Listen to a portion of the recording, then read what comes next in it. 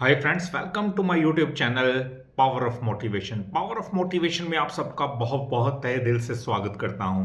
दोस्तों, आज के इस वीडियो के अंदर हम बात करेंगे आपकी पसंदीदा कंपनी सुज़लोन एनर्जी के बारे में। जी हां, सुज़लोन दोस्तों एक बेहतरीन दमदार कंपनी है। दोस्तों, आज मैं आपको बताऊंगा कि उसका हिस्टोरिकल प्राइस कहां से कहां पहुंचा है। जी हां, हिस्टोरिकल प्राइस जो उसका मैं आपको बता दूं, 3 महीने के अंदर 61 रुपए का हाई लगाया है स्टॉक ने।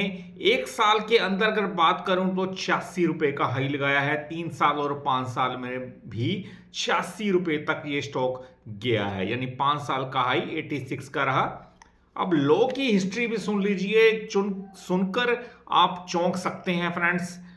3 मंथ्स का लो इसने 46 का लगाया है, 3 महीने का लो, क्योंकि मार्केट में जब भारी गिरावट का दौर चला था तो 40 रुपए तक नीचे गया था ये स्टॉक। अगर एक साल की बात करूं 37 रुपए 90 पैसे गया।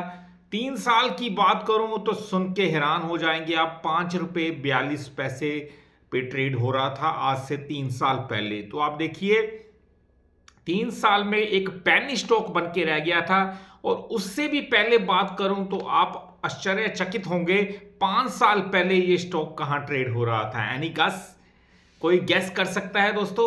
कमेंट सेक्शन में लिखें 5 साल पहले इसका स्टॉक प्राइस क्या था। जी हां, तो मैं आपको बता देता हूं, 5 साल पहले दोस्तों इसका स्टॉक प्राइस 2 रुपए 11 पैसे था। अब आप देखिए, पैनी स्टॉक से भी नीचे एक माइक्रो कैप बन के रह गया था सुज़लोन 5 साल पहले। 3 साल पहले तो 5 रुपए 42 पैसे पे ट्रेड हो रहा था, और 5 साल पहले 2 रुपए 11 पैसे वाला स्टॉक।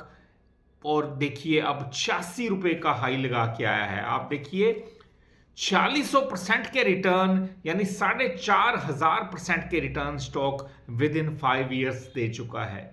तो ये होती है एक रियल मल्टीबैगर की उतार चढ़ाव भरी कहानी, जिसके अंदर मैंने आपको बताया है कि 2 रुपए 11 पैसे वाला स्टॉक 5 साल के अंदर 86 रुपए का सफर कैसे तय करके गया है। तो ये मल्टीबैगर स्टॉक इसे ही कहते हैं। दोस्तों, आप हमेशा एक चीज ध्यान में रखा करें कोई भी स्टॉक चुनने से पहले, कि जिसके फंडामेंटल्स मजबूत हैं, जिसकी बैलेंस शीट अच्छी है, और जिसका शेयर होल्डिंग पैटर्न भी 51% से ऊपर का हो। पर सुज़लोन का नहीं है दोस्तों। पर इसके मैंने एक बात देखी है, सबसे ऊपर एक चीज होती है कि जिसके ऊपर सरकार का फोकस रहता है, जिस सेक्टर के ऊपर, वो सेक्टर हमेशा बुलिश जोन के अंदर रह सकता है। दोस्तों, डिफेंस सेक्टर के अंदर सरकार ने बहुत सारे चेंजेस लेके आई, गवर्नमेंट बहुत सारे अच्छे अच्छे मॉडिफिकेशन की हैं, अच्छे अच्छे इस सेक्टर को आगे बढ़ाने के लिए प्रोजेक्ट्स लेके आई।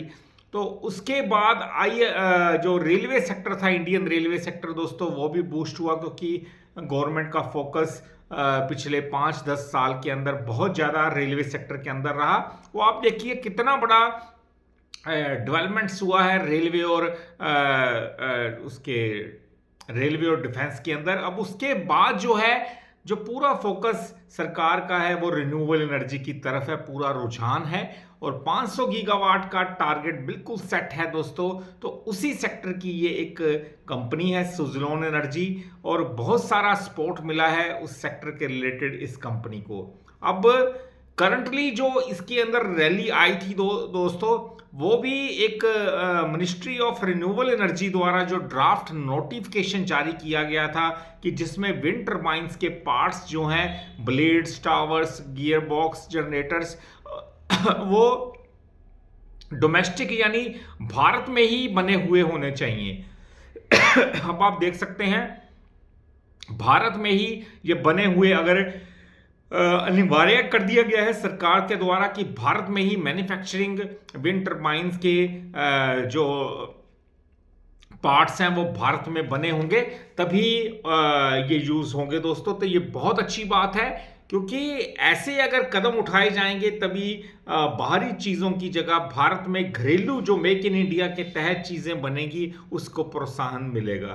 तो फ्रेंड्स, रिन्यूएबल एनर्जी सेक्टर को तो बूस्ट सरकार दे रही है, साथ में मेक इन इंडिया के तहत घरेलू प्रोडक्ट्स को भी बढ़ावा दिया जा रहा है। इसका मतलब है कि विंड टरबाइन बनाने वाली कंपनियां जो होती हैं, सुज़लोन जैसी कंपनियां आने वाले फ्यूचर में बहुत बड़ा मल्टी बैगर रिटर्न्स देने में सक्षम है, क्योंकि विंड टरबाइन की सबसे बड़ी कंपनी है ये भारत के अंदर इनॉक्स विंड और सुज़लोन एनर्जी। तो इन दोनों कंपनियों के ऊपर आप नज़र रख सकते हैं, और अच्छी कंपनी होने के नाते जो टर्न अराउंड हो चुकी है, टर्न अराउंड का मतलब है घाटे से मुनाफे में आई कंपनी, वो सुज़लोन एनर्जी है, और एक बेहतरीन वैल्यूएशन पे आ चुकी है काफ़ी गिरावट के बाद।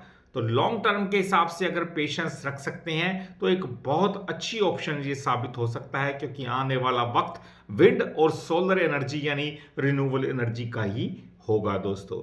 तो थैंक्स फॉर वॉचिंग। वीडियो अच्छा लगा हो चैनल को जरूर सब्सक्राइब कीजिएगा, क्योंकि ऐसे वीडियोस मैं डालता रहूंगा। पूरा एजुकेशन पर्पस के लिए मेरे वीडियोस होते हैं, ताकि आप सबको ज़्यादा से ज़्यादा एजुकेट कर सकूं। मिलते हैं हम अपने अगले वीडियो में, तब तक के लिए नमस्कार जी।